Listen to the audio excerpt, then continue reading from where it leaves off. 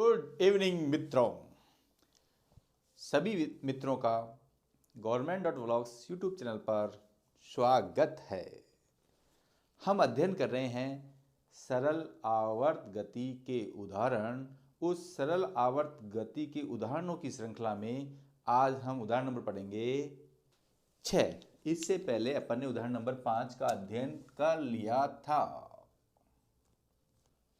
और उसके लिए मैं एक यू नली लेता हूं।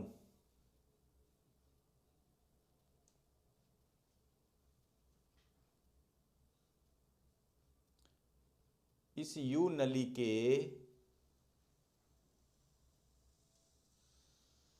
दोनों सिरों का अनुप्रस्थ काट का क्षेत्रफल समान है।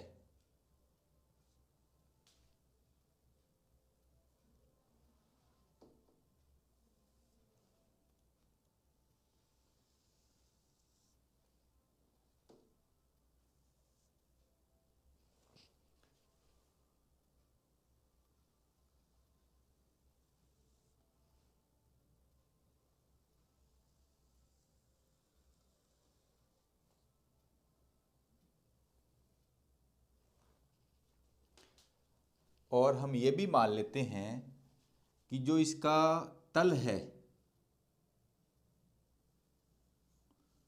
उस तल से h ऊंचाई तक इस नली में दोनों तरफ दर उभरा हुआ है। इधर भी मान लेता हूं h ऊंचाई तक, तो यानी कि यहां तक दर उभरा हुआ है। इसमें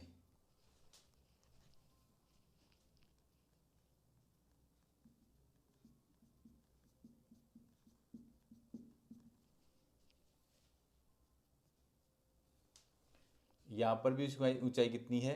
h है।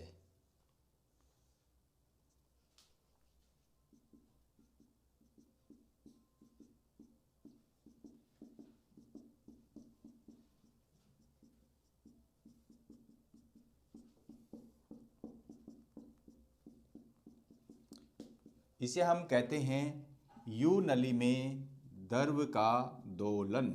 यू नली में द्रव का दोलन।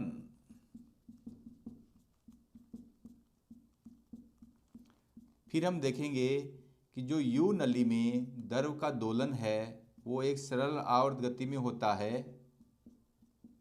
और फिर हम निकाल लेंगे उसका आवर्त काल, जैसा कि हमने पिछले उदाहरणों में किया। अनुप्रस्थ काट हैं, इनका क्षेत्रफल अनुप्रस्थ काट क्षेत्रफल ए समान है।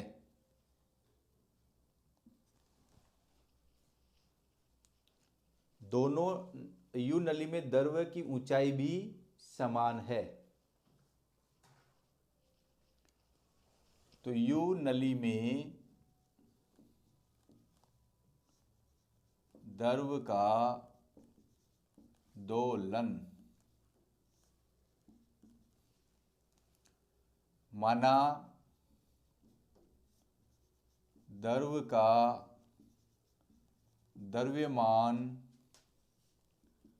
कैपिटल M और एकांक लंबाई में द्रव्यमान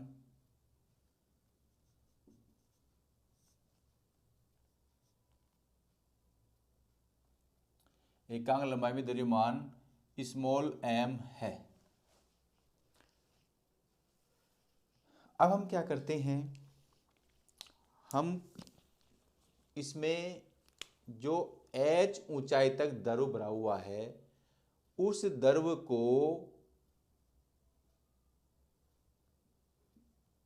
y दूरी द्रव से दाब डालते हैं। इसमें देखो यहां दाब डालेंगे तो इसी की शुद्ध में यहां भी दाब आएगा और इसी की शुद्ध में यहां पर भी दाब आएगा।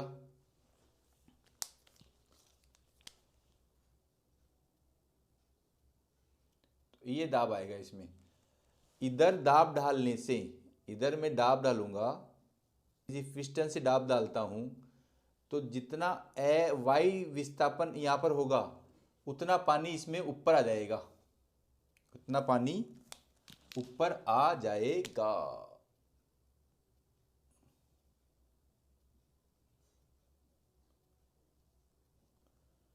तो ये दूरी कितनी जाएगी, ये y हो जाएगी, और ये y ऑलरेडी है।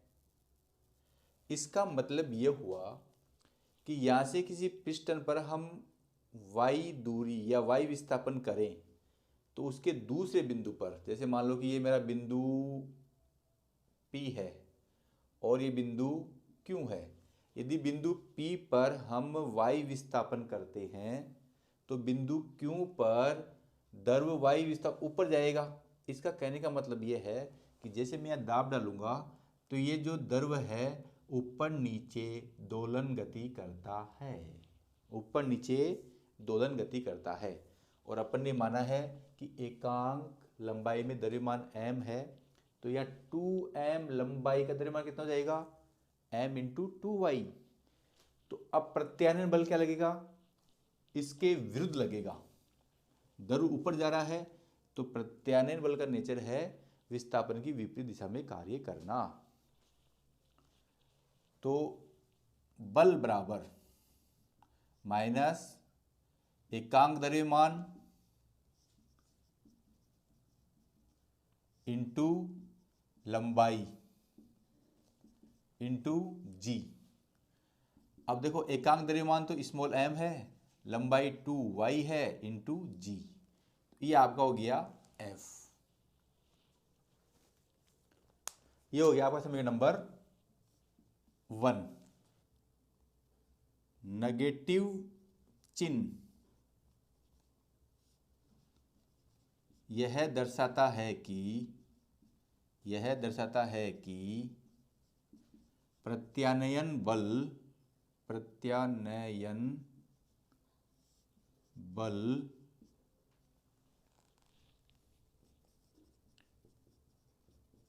विस्थापन के विपरीत लग रहा है। जहां माइनस चिन्ह यह प्रदर्शित करता है कि जो प्रत्यानयन बल है वो विस्थापन के विपरीत लग रहा है, इसलिए दिखा रहा है ये माइनस। अब देखो जब ये द्रव दोलन करता है तो न्यूटन की गति के द्वितीय नियम से, न्यूटन की गति के द्वितीय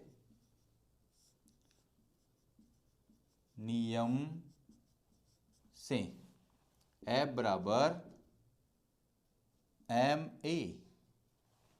एम क्या है, द्रव्य का द्रव्यमान। ए क्या है, त्वरण। जब कोई द्रव गति करता है तो उस गति की वजह से त्वरण उत्पन्न होता है। और F क्या है, बल। तो ए क्या जाएगा, F अपॉन एम। अब देखो द्रव्य का द्रव्यमान, द्रव्य का, ये हो गया हमारा समीकरण नंबर 2। द्रव्य का द्रव्यमान, और द्रव्यमान बराबर होता है द्रव्य का घनत्व इंटू द्रव्य का द्रव्यमान, यानी कि एकांक लंबाई का द्रव्यमान इंटू, अब जो ये द्रव है, इधर इसकी ऊंचाई h है, इधर भी ऊंचाई h है, तो टोटल ऊंचाई कितनी होगी 2h। और एकांक लंबाई में द्रव्यमान कितना है m, और ऊंचाई कितनी है 2h, तो इस पूरे का द्रव्यमान आ गया, वो कितना हो जाएगा कैपिटल M। ये हो गया समीकरण नंबर 3। अब हम क्या करते हैं, समीकरण 1 और 3 को समीकरण 2 में रख देंगे। समीकरण 1 और 3 को समीकरण 2 में रख देंगे। तो इसी चीज को मैं लिख देता हूं। समीकरण 1 वह 3 को समीकरण 2 में रखने पर, तो a बराबर मेरा क्या हो जाएगा, a बराबर हो जाएगा f का मान कितना है -m इंटू 2y इंटू जी। m का मान कितना है m इंटू 2h। m से m कैंसिल हो जाएगा, 2 से 2 कैंसिल हो जाएगा,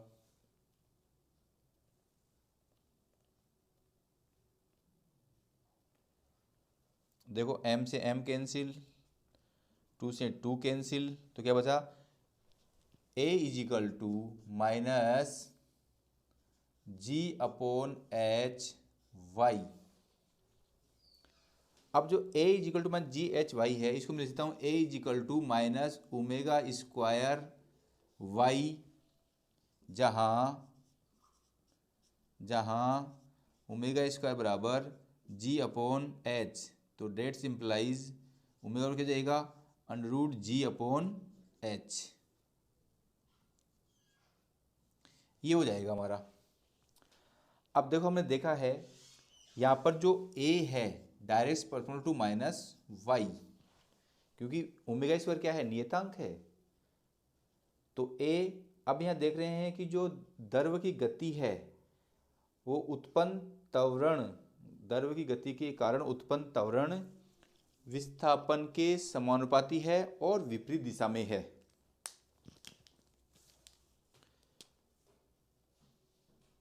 द्रव, देखो इसको मैं ऊपर लिख देता हूँ, ज़्यादा अच्छा रहेगा और समझ में भी अच्छा आ जाएगा। द्रव के दोलन के कारण उत्पन्न त्वरण विस्थापन क्या है y, हमने यह विस्थापन किया y, तो y विस्थापन करने से द्रव ऊपर नीचे दोलन करेगा तो इसमें त्वरण उत्पन्न होगा, और वो त्वरण हमने सिद्ध कर दिया है कि वो उत्पन्न त्वरण विस्थापन के समानुपाती और विपरीत दिशा में है, और विपरीत दिशा में है। अतः गति सरल आवर्त गति है, सरल आवर्त गति है।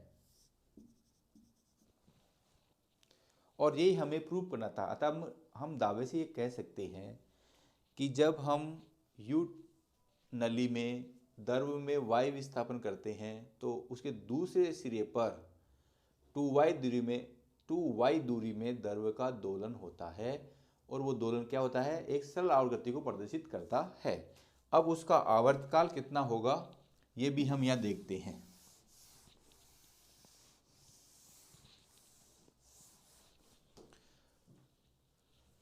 आवर्तकाल,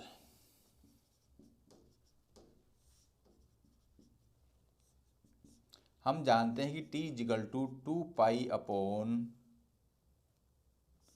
ओमेगा, और ओमेगा इजिकल टू हमने क्या निकाल लिया 2 pi upon under root G upon H, तो ये क्या हो जाएगा 2 pi under root H upon G, तो finally 2 pi is equal to H upon G root T, ये यू नली में गतिमान द्रव का आवर्तकाल है।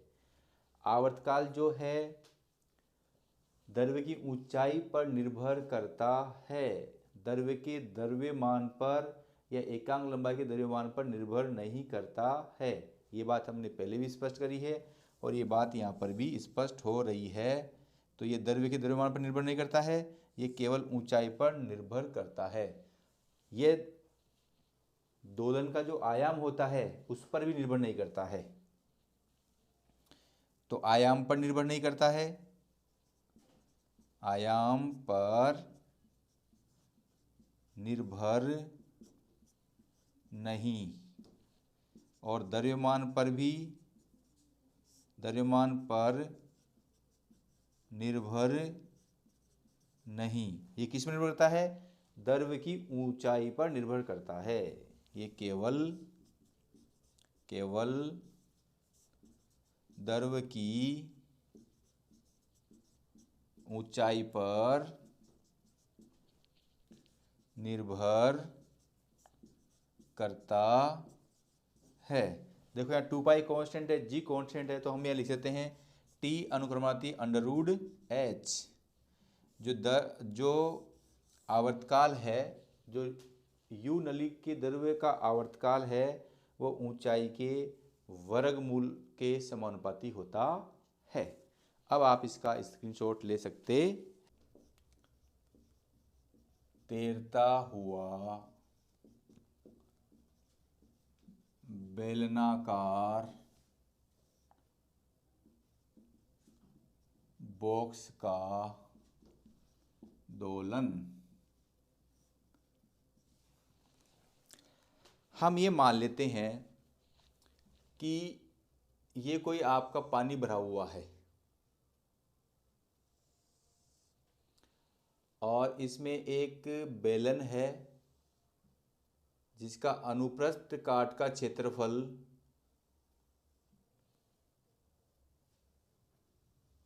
ए है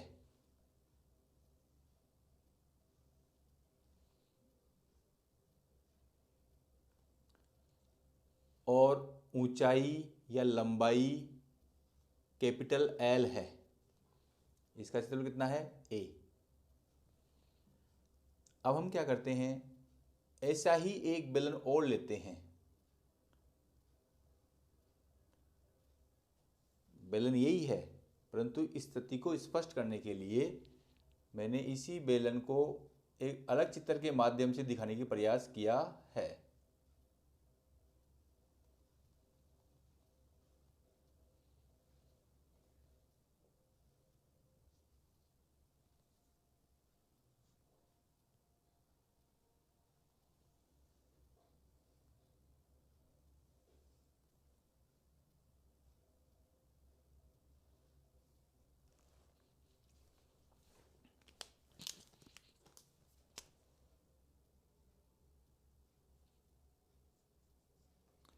अब ये मैं मान लेता हूं कि ये जो बेलन है, ये वाला, इसमें पानी भरा हुआ है।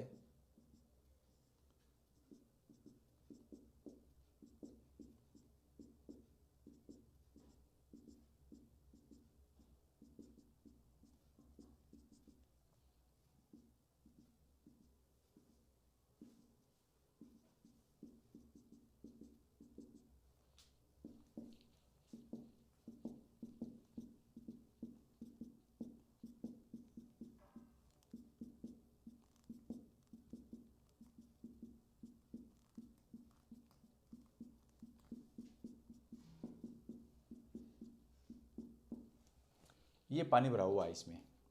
अब हमने क्या किया है, ये जो वाला, इसका अनुप्रस्थ काट का क्षेत्रफल भी ए है और इसका भी ए है। दोनों का अनुप्रस्थ काट का क्षेत्रफल समान है, लंबाई एल समान है। हमने क्या किया है, जो एल लंबाई का बेलन है उसे एच स्मॉल एस दूरी तक डुबोया है या आंशिक रूप से डुबोया है। अब आप ये जानते हो कि जब किसी द्रव में भरे हुए बेलन को हम डुबोएंगे तो कुछ पानी बाहर निकलेगा। अब पानी उतना ही बाहर निकलना जितने में बेलन जा रहा है, जितना बेलन का बाहर है उतना ही पानी बाहर निकलता है। फिर नेक्स्ट हमने क्या किया है, इसी बेलन को y दूरी तक और डुबोया है, जिससे क्या है, ये बेलन ऊर्ध्व रेखा में ऊपर नीचे दोलन करता है। जब इस बेलन को हम दबाएंगे y दूरी तक तो ये बेलन क्या होगा, ऑटोमेटिक गति करेगा। देखो ये बात ऐसी समझ में नहीं आएगी। अब मैं इसको आपको एक एनिमेशन के माध्यम से बताने की कोशिश कर रहा हूँ। जैसे मान लो कि ये मेरा द्रव भरा हुआ है और ये मान लो कि मेरा कैपिटल एल लंबाई और अनुप्रस्थ एक काट का बेलनाकार बॉक्स है। अब जैसे ही मान लो कि मैं इसको दबाऊंगा तो देखो इसमें से ये एच ऊंचाई दबाऊंगा तो देखो उतना पानी जाएगा, जितना गया उतना पानी नीचे आ रहा है। और जैसे ही मैं और दबाऊंगा और छोड़ दूंगा तो ऊपर नीचे यूं जंप करने लगेगा, दोलन करना लगता है। ये चित्रानुसार बेलन का एच भाग द्रव में डुबाया जाता है तो तैरने के सिद्धांत से तैरने के सिद्धांत से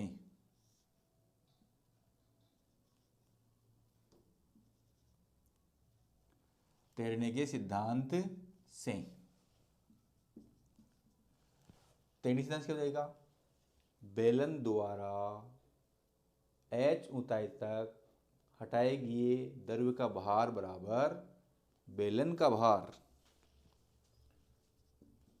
बेलन द्वारा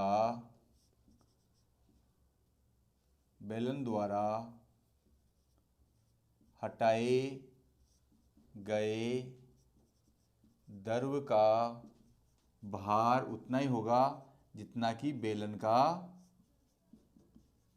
भार है। हमने मान लिया कि जो बेलन का भार है वो है m, तो ये कितना हो जाएगा? m इंटू जी। अब यहाँ देखो h ऊंचाई तक जो हमने भार उठाया है, h ऊंचाई तक, तो हम क्या जानते हैं? घनत्व है। हम ये देखो एक चीज और इसमें स्पष्ट कर लेते हैं। मान लिया कि बेलन का अनुप्रस्थ काट ए है और इसका जो घनत्व है वो रो है, और जो द्रव है इस द्रव का जो घनत्व है वो है रो जीरो। बेलन का घनत्व रो है और द्रव घनत्व क्या है? रो जीरो। तो बेलन द्वारा हटाए गए द्रव का भार, तो द्रव का भार निकालेंगे अर्थात उसका द्रव्यमान निकालेंगे। तो द्रव्यमान बराबर क्या होता है? घनत्व इंटू आयतन, द्रव का द्रव्यमान। अब देखो द्रव का घनत्व कितना है? रो जीरो।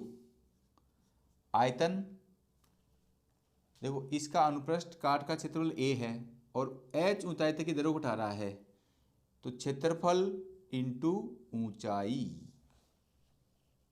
क्षेत्रफल इंटू ऊंचाई अर्थात पाई आर स्क्वायर h। अब क्या है? भार निकाल रहे हैं तो g से और मल्टीप्लाई कर देंगे। जैसे मेरा भार 50 kg है तो मेरा जो 50 kg भार है वो प्रति की और नीचे की केंद्र तरफ लग रहा है, तो मेरा भार 50g हो जाएगा। तो कितना हो जाएगा? 50g। तो ये आपका कितना हो जाएगा? रो जीरो ए एच जी। ये आपका g से g कैंसिल हो गया, तो m बराबर क्या आ गया? रो जीरो ए एच, और इक्वेशन नंबर हो गया ये आपका 1। देखो इस बात को मैं पुनः स्पष्ट कर रहा हूँ, जब किसी बेलनाकार बॉक्स को हम द्रव में डुबोते हैं तो जितना वह द्रव में डूबता है उतना पानी बाहर आता है। अब बेलन द्वारा हटाए गए पानी का भार बराबर बेलन का भार, यानी इतना बेलन अंदर जाएगा उतना पानी ये बाहर हटाएगा। तो उस चीज़ से हमने लिख दिया, और ये बेलन का जो द्रव्यमान है वो अपने m मान लिया। अब इसमें जो भार नीचे लगेगा तो द्रव्यमान किसी गुणा कर दिया g से। जैसे मेरा द्रव्यमान 50 kg है तो मेरा भार कितना हो जाएगा? 50g।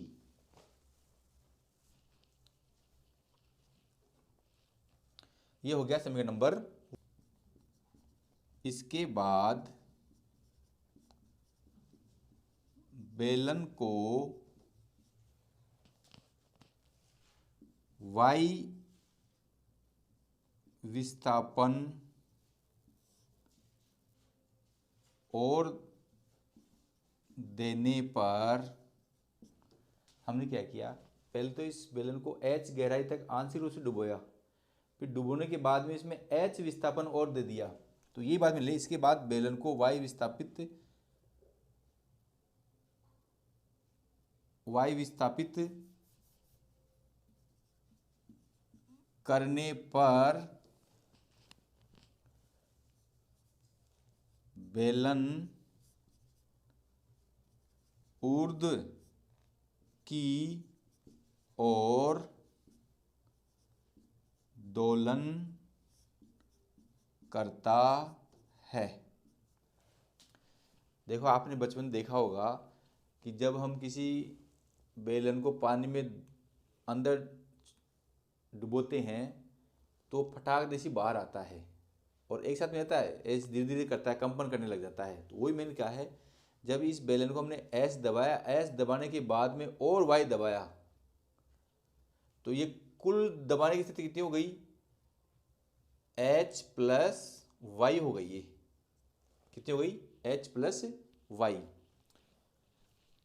तो वाई विस्थापन करने पर बेलन ऊर्ध्व की ओर यानी कि ऊपर की ओर दोलन करता है। अब दोलन करता है तो इसमें एक प्रत्यानयन बल इस विस्थापन की विपरीत दिशा में लगेगा। एक प्रत्यानयन बल इस विस्थापन की विपरीत दिशा में लगता है, ये हम जानते हैं। तो प्रत्यानयन बल बराबर, ये आर्किमिडीज भाई साहब ने बताया था कि किसी द्रव्य में यदि हम कोई m द्रव्यमान का पिंड डालते हैं तो m द्रव्यमान का पिंड जितना बाहर पानी निकालता है, वो निकाला गया पानी का बाहर उत्प्लाव बल होता है। तो प्रत्यानयन बल बराबर माइनस उत्प्लावन बल बराबर हटाए गए द्रव्य का भार, हटाए, या इसको मैं बाद लिख दूंगा, हटाए गए द्रव्य का भार। ये मेरा F है, माइनस में इसमें लगा देता हूं, इसका द्रव्यमान वही m है और इसका द्रव्य घनत्व क्या है, रो है। तो द्रव्य का द्रव्यमान बराबर घनत्व इंटू आयतन, और आयतन क्या होता है, क्षेत्रफल इंटू ऊंचाई। अब ऊंचाई कितनी है यहाँ पर, y, ऊंचाई कितनी है y, क्योंकि पहले हमने इसको h ऊंचाई तक दबाया था तो ये यहाँ पे h आया था। अब इसने y और दबाया है तो द्रव्य घनत्व कितना जाएगा, रो जीरो आयतन क्षेत्रफल इंटू लंबाई। अब लंबाई कितनी है, y, तो ये तो हो जाएगा रो ए वाई इंटू जी। ये हो गया अपना समीकरण नंबर 2। तार बॉक्स को हम y दूरी तक डुबोते हैं तो ये ऊर्ध्वाधर दोलन करता है। इस दोलन गति के कारण इसमें त्वरण उत्पन्न होता है।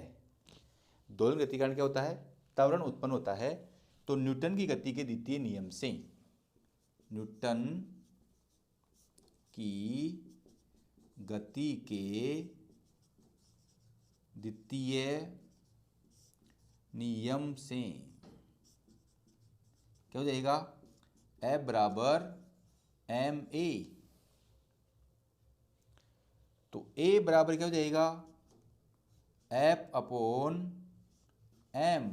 ये हो गया समीकरण नंबर 3।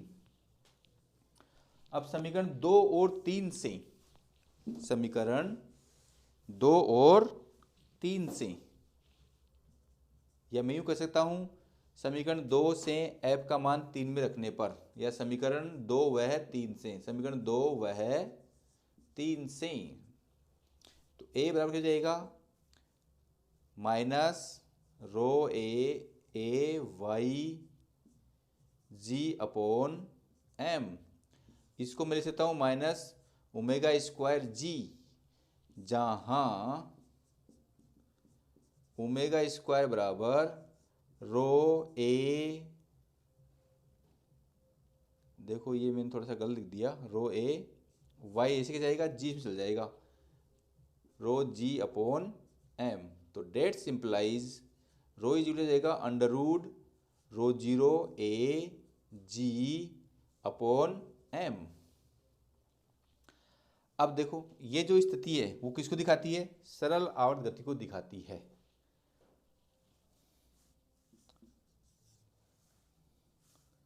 समीकरण 4 सरल आवर्त गति को प्रदर्शित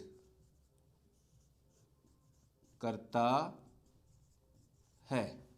अब ये सरल आवर्ती को प्रदर्शित करता है तो इसका आवर्तकाल होगा, और साथ साथ में ये भी होगा कि इसमें जो दोलन के कारण उत्पन्न त्वरण है वो विस्थापन के समानुपाती भी है, और उसकी दिशा साफ साफ दिख रही है। विस्थापन की दिशा त्वरण की दिशा इसकी विपरीत दिशा में है। यदि विस्थापन नीचे लग रहा है तो त्वरण ऊपर लगेगा, जो कि सरल आवर्त गति को प्रदर्शित करता है। इस लैंग्वेज को हम बार बार यूज कर रहे हैं कि उत्पन्न त्वरण विस्थापन के समानुपाती होता है और दिशा में विपरीत होता है। तो ये लैंग्वेज आप चाहो तो लिख लीजिए, मैंने वर्बली बोल दी है। अब जो इसमें नेक्स्ट आता है वो आता है इसका आवर्तकाल।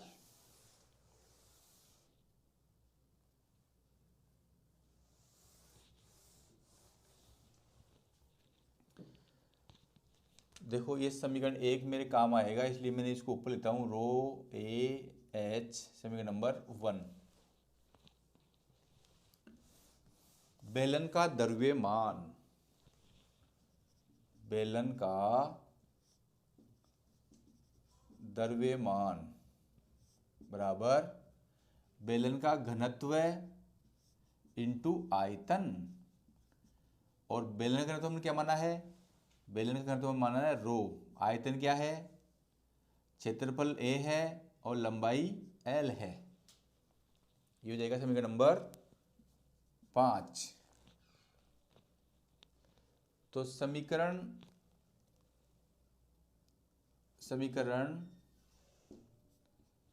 1 वह 5 से, देखो 1 और 5 में लेफ्ट हैंड साइड बराबर है तो राइट साइड भी क्या होगी? बराबर होगी। तो रो एच ए एच बराबर रो ए एल। ए से ए कैंसिल, तो ये क्या बच जाएगा? एच अपॉन एल बराबर रो अपॉन रो जीरो। ये आ गया समीकरण नंबर 6। आवर्तकाल, आवर्तकाल क्या हो जाता है? T equal to 2 pi upon omega, और ओमेगा बराबर क्या है? Under root rho A G upon M. तो ओमेगा बराबर क्या है? 2 pi under root rho zero A G upon M. अब ये ऊपर जाके जाएगा 2 pi under root M upon rho zero A G, और m बराबर मेरा क्या है? रो ए एल। m बराबर क्या है? 2 पाई रो A L upon rho A जी। तो ये देखो आपका a से a कैंसिल हो गया, फिर तो क्या बचेगा? 2 pi under root rho upon rho zero into L upon G. अब देखो समीकरण 6 से रो अपॉन रो जीरो हमारा कितना है? H upon L. तो मैं यहाँ लिख दूंगा रो अपॉन रो जीरो क्या लेता हूँ? H upon L. H upon L into L upon G.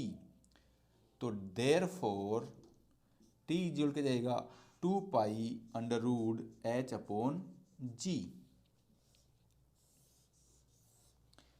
अब हम यह देख रहे हैं कि जो हमारा सरल आवर्ती का उदाहरण नंबर 6 था कि यू नली में द्रव का दोलन, तो उसमें भी आवर्तकाल 2 पाई अंडररूट एच अपॉन जी आ रहा था। या हम देख रहे हैं तो उसका आवर्तकाल क्या आ रहा है? एच अपॉन जी आ रहा है। तो जो H/G है वो यहाँ विस्थापन पर निर्भर नहीं कर रहा है। किस पर निर्भर कर रहा है? केवल और केवल बेलन की ऊंचाई पर निर्भर कर रहा है। तो वो चीज़ यहाँ भी स्पष्ट हो रही है। अब आप मेरे YouTube चैनल को लाइक और कमेंट्स करना नहीं भूलें। धन्यवाद।